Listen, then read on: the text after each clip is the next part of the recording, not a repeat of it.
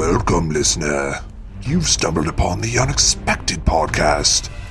Whether you're meant to be here or not, you might want to prepare yourself for a world of stories you won't hear anywhere else. They are, after all, quite unexpected. Ventriloquism! One of mankind's most beloved forms of art. Across the world, every day, ventriloquists are bringing great joy and humor to their friends, families, and lovers. But there is a darker side to the practice, for can one ever truly know who is pulling the strings? In our next tale, we take a volatile voyeur into the vulgar version of ventriloquism. Now turn off the lights, put the children outside and the pets to bed as I deliver the dangerous drama of Who's the Real Dummy?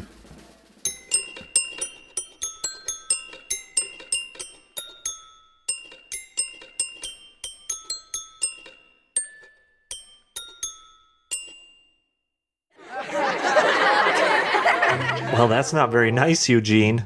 Yeah? Well, your breath ain't very nice. Now, no need for personal comments. Look, buddy, so long as you got your hand up my ass, I get to make all the personal comments I want. Yeah, well, why don't you try being nice for a change? Why should I? They gave me a loser. I could have had any famous ventriloquist hand up my ass. Jules Vernon, Otto Peterson, Shirley Dinsdale, va-va-va-voom. Look out! But nah, I got stuck with some dumb kid from a no-name town who thinks he's a ventriloquist. Shut up! Quit being so mean to me! Shut up! Shut up! Me big baby go wah, wah.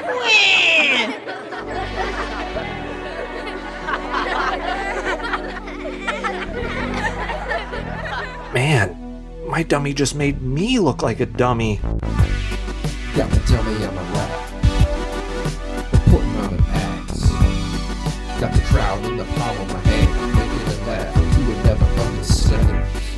The only issue is I'm the butt of every joke. My dummy's being mean to me, mean to me. My dummy's being mean to me. Hello, hi, I'm sorry, I need to return this dummy. Come again? This dummy, I don't want it anymore. I don't need my money back, I'd just like to return it. Donate it, whatever. Look, buddy, we ain't a charity, and we don't take donations. You buy junk from us, it's yours. You can keep it or sell it or donate it somewhere else. I got enough crap I gotta move. What did you just call me? What? Come on, get out of here, Pipsqueak. I got a business to run. You called me buddy. Just like this dummy here. What in Tony Danza's sock drawer are you talking about, kid? This dummy. It called me buddy. And now you just called me buddy, too. Yeah, so? Buddy's a common enough thing to call kids. Especially ones who don't know how to clap their yaps. I'm sorry, sir. I don't know quite how to say this, but this dummy's been real mean to me. I'm not saying it's your fault, but I really can't put up with so many insults. I thought ventriloquism would be a fun hobby for a while. I thought it'd be a neat way to meet girls. Heck, I even got to put on a show for the local elementary school thanks to my mom's friend Cindy, who's principal there. But now, after what this dummy put me through, I think I'm ready to find a new hobby. Why are you telling me all this? I don't care. I really don't know how else to say it. I don't care. Go home. Throw it in the trash. Burn it. Just quit talking to me. Okay, I suppose I can try that. Thanks for all your help today, Horace. Yeah, whatever. Now scram, kid.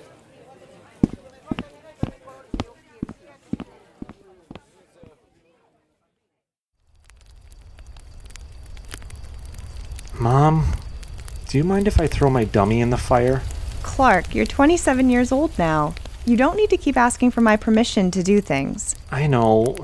It's hard to know where to turn for advice sometimes about things like this. You miss your dad, don't you? Yeah, I guess I do. He was always great at giving you advice. You remember the last thing he ever said to you, don't you? Son, I don't have much time left. The doctor said the pufferfish venom could paralyze me at any moment and slowly asphyxiate me to death. I'm gonna give you some advice I wish I would have given you when you were younger. Like, maybe when you were 26. I want you to listen to your heart, follow your dreams, and do what makes you happy. Yeah, I remember. Though sometimes it's hard to. I think I blocked out a lot from that day. It's understandable. It was a tough day for all of us. After such a fun time deep sea fishing, making so many memories just being out there in the sun, on the great blue ocean, seeing those humpback whales. And then your dad ate that pufferfish, despite the guides and the chef warning him multiple times it could kill him. Oh, as good as he was at giving advice, it seems he could never take it. Anyway, whatever's bothering you, you know you could always ask me, Clark. Now, why do you want to throw your dummy in the fire? Well, the thing is, ever since I bought this dummy, he's been saying really mean things to me. Things no one should have to put up with. Even when I just practice with him, and there's nobody around, he'll say stuff about my haircut, or my clothes, or even what I look like without my clothes on. Mom, I think he watches me when I'm in the nude. I see. Clark, now you know dummies don't talk on their own, right? That's you making his mouth move and saying those things. Not this dummy. There's something different about him. Some might even say it's spooky. Clark. I mean it, Mom. I knew you wouldn't believe me. But you know who would've? Dad. Dad would've believed me. Now I'm throwing this dummy in the fire! No, wait. Clark, don't!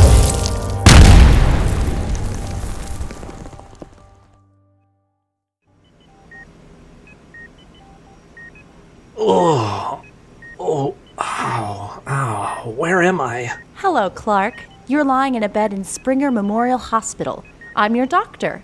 My name is Dr. Ruth Tony, MD. But you can call me Ruth Tony. Just don't call me Ruth. Why am I here? Why does it hurt so bad?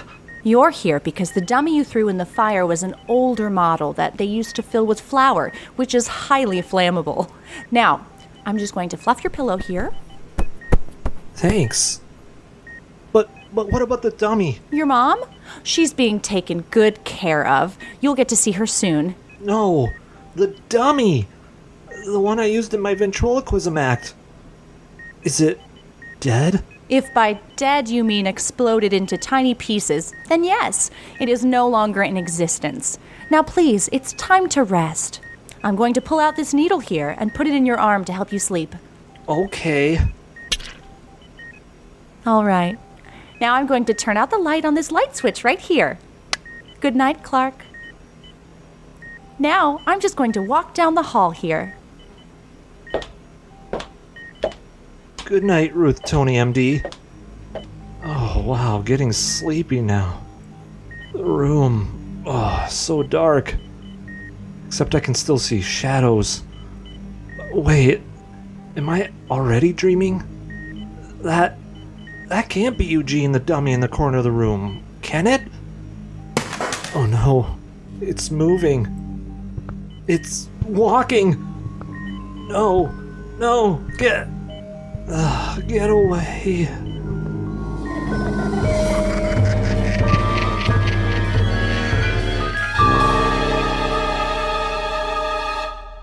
The Unexpected Storytelling Podcast will return after a short word from our sponsors. Do you hear that sound? It's the wonderful calming music of birds. Unfortunately, if we don't act soon, there might not be any birds left. In my backyard, at least. Hi, it's me, your good pal, Douglas. But I've got some troubling news for you. Squirrels keep eating all of the bird food in my backyard, and I think it's time that we stop it, but only if we work together. So join me this Saturday. Come to my house with a BB gun or the firearm of your choice, and together we will murder every squirrel within a 3-block radius. This is a public service announcement, so I didn't have to pay for this commercial. We now return you to your tale here on the Unexpected Podcast.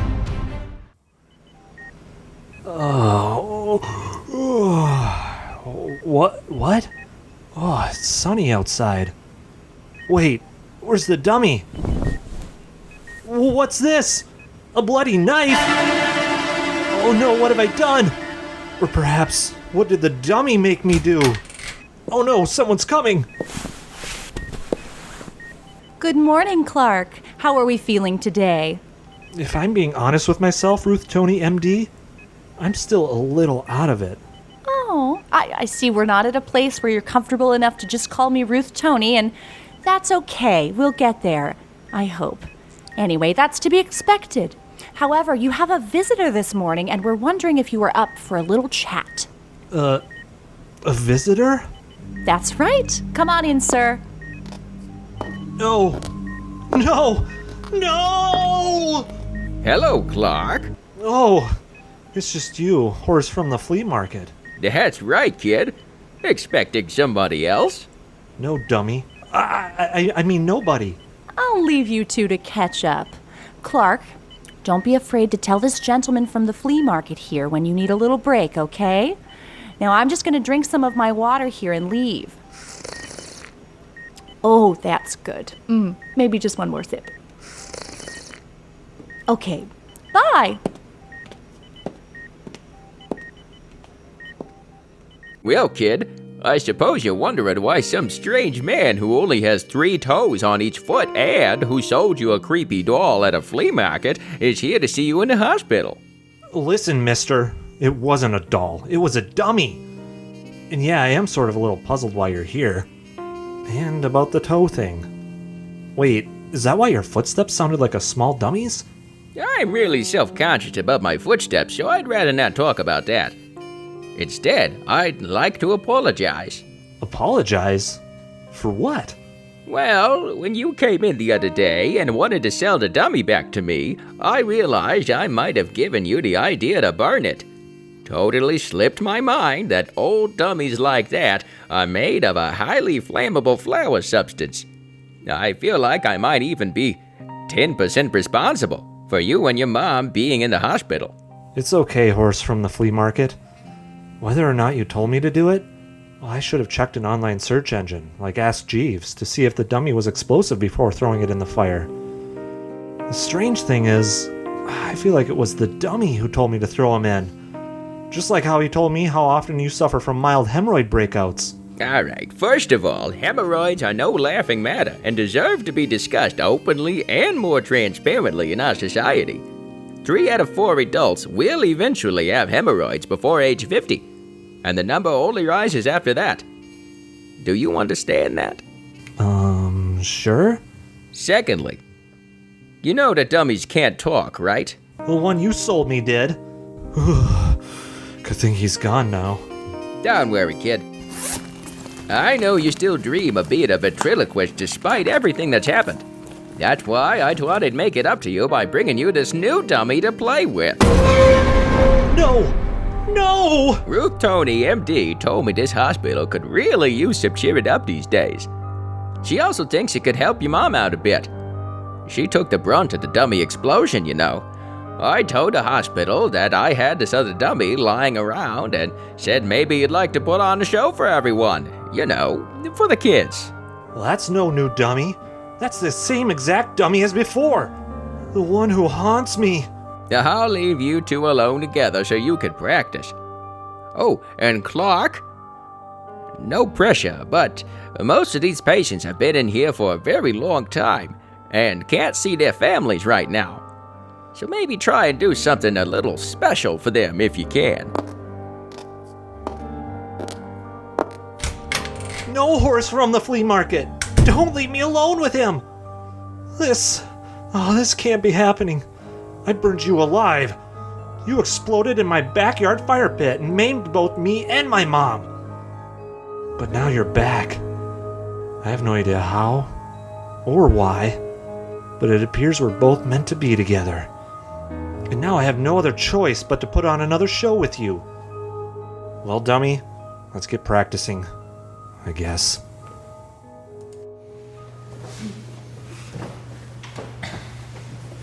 And check out old Gramps over here. Hey, Gramps, you better stop flashing the nurse or they'll transfer you from this prison into a real one. Except there, you won't be able to sneak into the supply room to steal all the Viagra. Eugene, you said you weren't going to make fun of anyone today. This was supposed to be just a lighthearted comical act.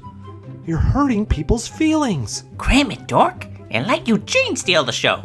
All right, who's next? Hemorrhoid Horace? Nah, too easy. Oh, how about our favorite doctor, Ruth Tony, MD? You check on your husband lately, Ruth? Don't worry, I hear your brother Slick is taking real good care of him. That's enough, Clark. I swear it's not me. Hey there, Clark. Your mom looks awful concerned. I haven't seen that look on her face since the day the nurse came into the room with you right after you were born. Come on, Eugene, cut it out. Cut it out? Just like how that chef cut the blowfish wrong and killed your dad?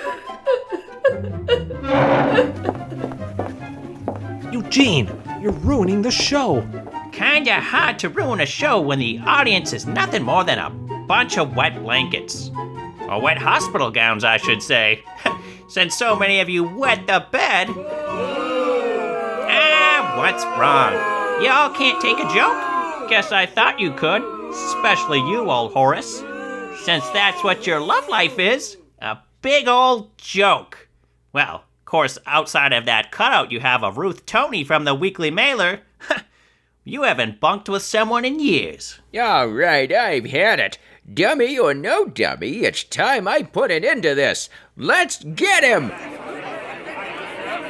Uh-oh, Eugene. We'd better get out of here.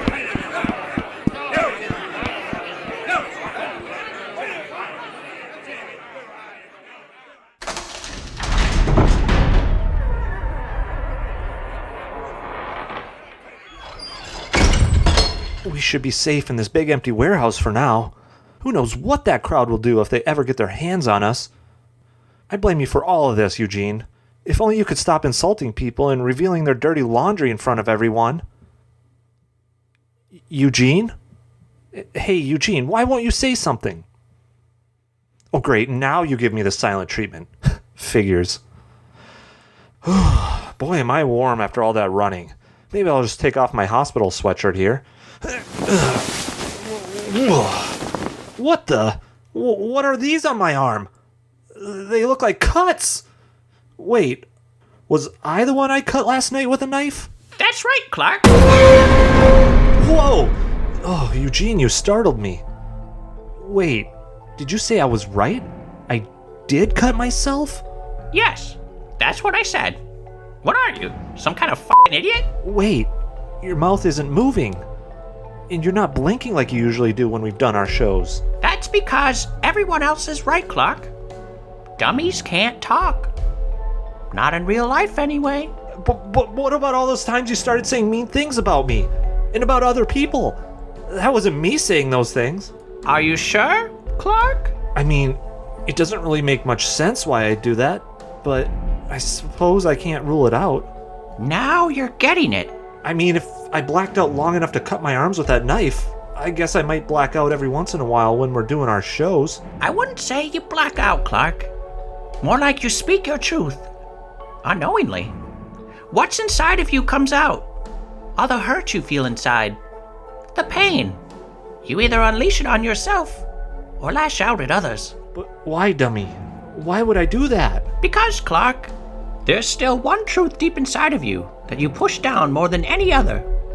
One truth you must let free before you are released from me. Oh no, it's them! They're coming to get us! Quick, we have to hide! Honey? Clark? Where are you? It's okay, it's just me, your mom. And Horace from the flea market. Poor kid. I knew I shouldn't have unleashed that whole crowd on him. I let that dummy get to me. It's okay, Horace. Once we find him, we'll let him know we got the crowd to disperse and that everything's okay. And then maybe, just maybe, we can finally get to the bottom of things. Mom? Is that you? Clark? Yes, it's me. Where are you? Show yourself. I'm right here, Mom. Did that dummy sitting on that folding chair just talk to us? Clark? Honey, the show's over. No more dummy stuff, okay? Let's just have a talk. You, me, and Horace from the flea market. There you are. Honey, are you okay? I hope you're not too scared. Come on, give me a hug. No, Mom. I won't hug you. Why not? Because, Mom, like you said, I'm 27 years old now. It's time I put my dummy away and grow up. Oh, Clark, I didn't mean it like that. You'll always be Mommy's little boy. And Daddy's. What? Oh, sorry, that came out wrong. No, I am not your dad, but I was a good friend of his. Honey, Horace from the flea market was your dad's supplier of fleas back when he ran his flea circus. Dad ran a flea circus? He wasn't a famous fisherman? No, Clark. That's just a lie you told yourself because of the shame you always felt about your dad being a flea circus ringmaster. One lie among many. Oh, it's coming back to me now. What Dad said right before that pufferfish venom took him through a long, agonizing death that he was fully conscious for. I want you to listen to your heart. Follow your dreams. And do what makes you happy. As a ventriloquist. That's right, son. As my dying wish, I want you to go to ventriloquism school so you can open for my traveling flea circus. Don't worry, I've already paid for the full 8 years. Don't fail me. Venom! It stings! But I did fail him. I failed the very first semester and got kicked out of school. And I was told to never come back. They got a restraining order against me and everything and told me I'd be arrested and imprisoned for 50 years if I got within 30 miles of their school. I must have blacked all that out because I was so upset that I'd let Dad down. And I put all my shame and self-hatred into Eugene, the dummy. Clark, please. You don't need to explain this to us again. It's over now. No more dummy stuff, no more being mean to yourself. Let us move on from this as a family, the way we should have a month ago when you failed ventriloquism school, which really isn't a big deal. Sure, it was your dad's dying wish.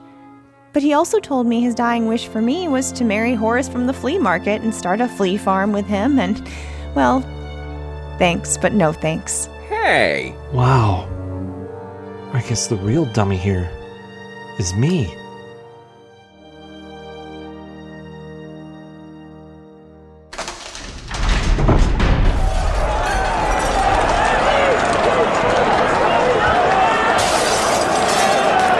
Oh no, it's the mob! They're carrying pitchforks! Hand torches! Oh, I thought that was only in the movies! Well, let's get out of here! So me dummies get returned. We go back to the flea market to see if Horace from the flea market will take the dummy back at the flea market. And Horace from the flea market It's dummies, return policies, no returns please. And Horace tells me to scram and let the dummy just burn. Gotta burn that dummy. Gotta burn it now. But only after Mom's permission. Then we won't mess around. My own mama won't believe me when I tell her my dummy's being mean to me. So then I throw it in the fireplace to let it burn, but it explodes in a horrible turn of events. You gotta watch out for flowers in the contents of your dummies.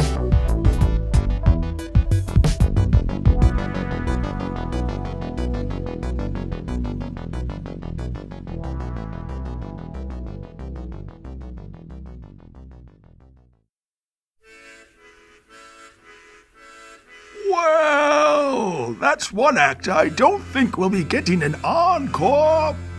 You know, I've heard of an entertainer killing the audience, but not the audience killing the entertainer by chasing them down and beating them to death.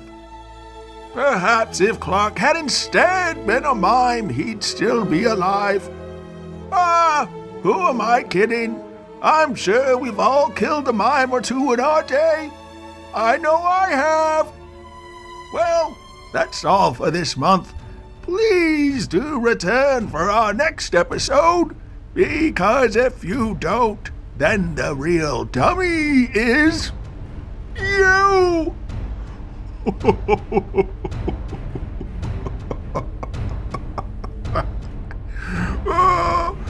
Oh, I hope that wasn't too mean. Ooh.